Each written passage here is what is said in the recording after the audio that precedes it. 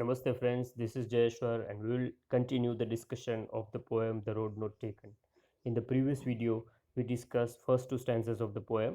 So without wasting time, we'll start with the third stanza. There are two main points here in the third stanza which are given on your screen. First, finally he has made his choice. So after a lot of thinking, he has come out of his dilemma and he means the poet here, he has taken his decision. And what is his decision is given in the second point. He chooses to walk on the less traveled road, the road not taken. Okay, so the less traveled road is the road not taken. So that is our title of the poem also.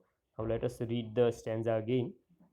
And both that morning equally lay in leaves no step had trodden black. Oh, I kept the first for another day, yet knowing how way leads on to way, I doubted if I should ever come back.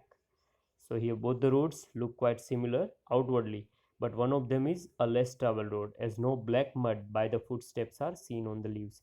See the second line, in leaves no step had trodden black, means no black mud by the footsteps are seen on the leaves.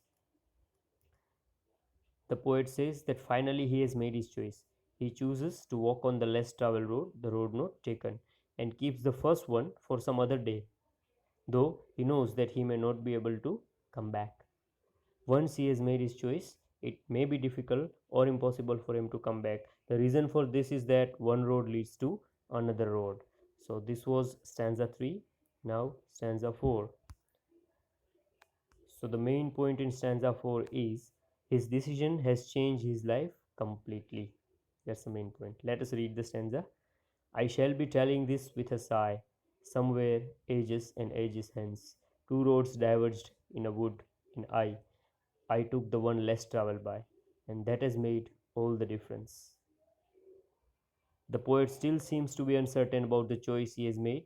He says that after many years, he would be telling with a sigh that his decision of selecting the road not taken, the less traveled road, has changed his life completely. Now, this change can be positive or negative. Now some expressions in the last stanza, the fourth stanza.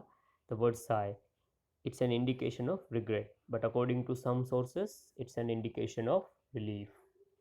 B, ages and ages hence, it means after many years from now. Now metaphor in the poem.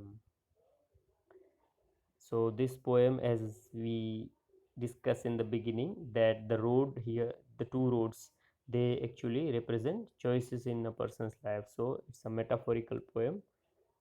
So let us discuss it to understand the poem in better way. First, the two roads.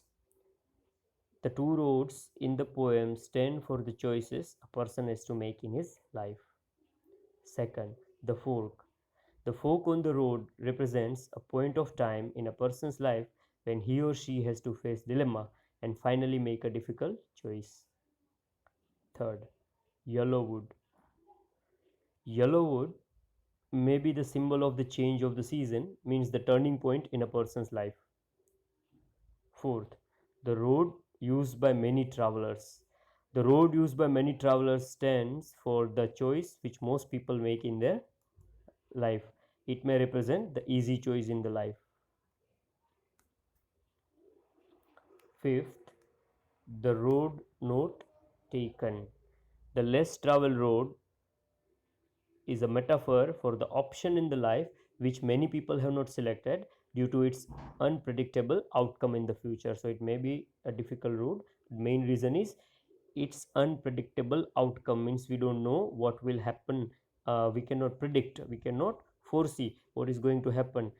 Why with the other road we can see, because many people have walked on the first road, so we already know that what will be the consequence or the result at, at the end of the road, but here we don't know. So this is the reason most people avoid this road, which is road not taken. Number 6, one way can lead to another way. When the poet says that one way can lead to another way, he means that one decision in life can force a person to take another decision. One choice may lead to other choices related to it. In this way, he may not be able to undo his action of choosing an option. He may not be able to reverse his action and select the option which he had left. In spite of knowing this, the poet selects the course of life which is not chosen by most people. And this choice by him has made his life different. He feels that his decision of selecting the road not taken will completely change his life. Okay, so now this change, as I told you, can be a negative or positive or neutral change. Now, one question which, as a reader, when I read the poem for the first time, came in my mind, and maybe it's in your mind too. Is the poet happy for his choice? So, answer is yes and no. It means, see, I have given one line that's been, it's a first line of the last stanza of the poem. I shall be telling this with a sigh. Here, the word sigh is important. One interpretation is that the word sigh suggests regret. According to some, it indicates sigh of relief. So, if you take the word sigh as a sigh of regret or feeling sorry or remorse, it means the poet is not happy in the end.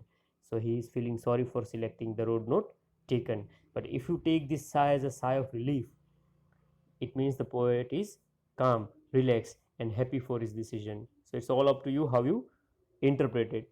You can read the biography of the poet to understand the poem in his personal context, so it will help you understand it better.